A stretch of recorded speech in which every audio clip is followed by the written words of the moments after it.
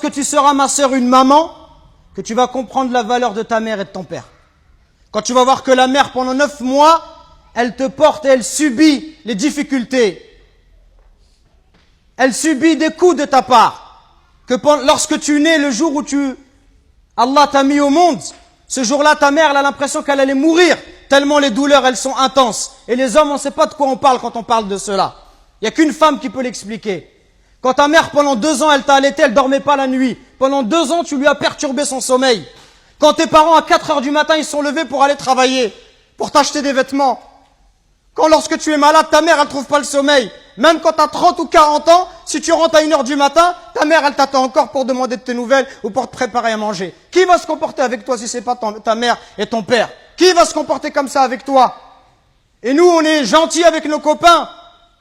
À n'importe quelle heure, on répond à l'appel de nos amis qui nous demandent de l'aide, on les aide. Mais est-ce qu'on aide nos parents? Est-ce qu'on est à leur écoute? Est-ce qu'on leur donne du temps? Est-ce qu'on leur montre du respect?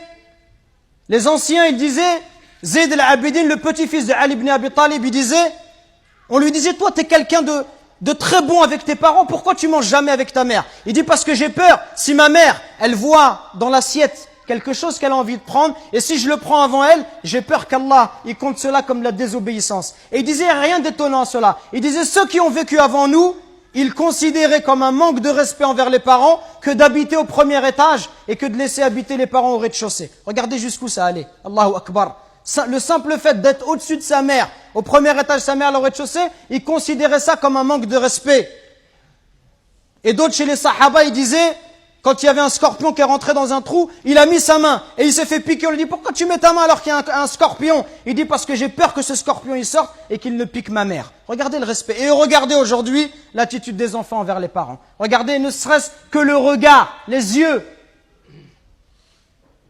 Wallahi mes frères, si nos parents ils invoquent contre nous, wallahi c'est pour nous le malheur dans la vie d'ici-bas et dans celle de l'au-delà. Allah Azza wa Jal, par l'intermédiaire du prophète alayhi salatu wassalam, il nous dit qu'Allah il a interdit le paradis. Interdit le paradis à celui qui désobéit à ses parents. Donc attention mes frères, à ne pas causer du tort à nos parents, à ne pas leur manquer de respect, mais soyons plutôt à leur écoute, soyons plutôt bons, miséricordieux pour eux. Et ceux qui doivent le plus profiter de notre générosité, de notre douceur, notre bonté, notre bon comportement, les premiers à profiter de cela, ça doit être nos parents. Parce que viendra un jour où ils vont partir, et le jour où ils vont partir, tu vas regretter. Et tu vas dire, ah, si je pouvais encore faire du khair à mon père,